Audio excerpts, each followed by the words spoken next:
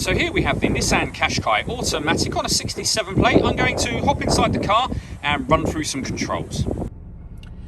Okay, now that we're inside the car, we're going to start with the dials. On the left-hand side, we have the rev counter, and on the right-hand side, the speedometer and fuel gauge. In the middle, you can see the total miles for this car, which are 13,892.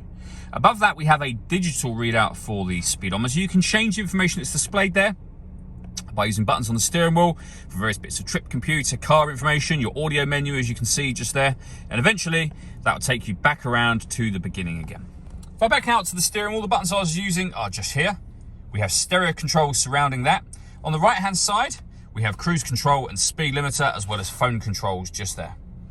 Over in the center is where you would pair your phone up, amongst other things. So hit that phone button and then use this dial to turn and push down to select, for example, pair device, which we're not going to do at the moment, obviously.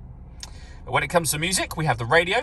You'll see there we have DAB, AM, FM as well, and eventually back round to DAB again. If you want to listen to your own music, you can do that via the CD player. This car's also got auxiliary and USB inputs as well. Below that, we have the dual zone climate control. So you can adjust the passenger temperature, the driver temperature. You can determine where you'd like the air to be diverted once it enters the car. When you're happy with those settings, you can turn the air conditioning on, and it's on right now. It will show you there and with the light, or you can turn it off from the same button, or hit auto. In doing so, the car will take control of the direction of the air and the fan speed to maintain those temperatures for you. You can override that whenever you wish to. We have our rear heated screen just there. Hit that button and the car's air conditioning will be diverted to the front screen. We have a 12-volt charging socket, electronic handbrake, the gear lever for the fully automatic gearbox, and then inside the central armrest, a second 12-volt charging socket, along with the USB and auxiliary inputs that I mentioned a moment ago.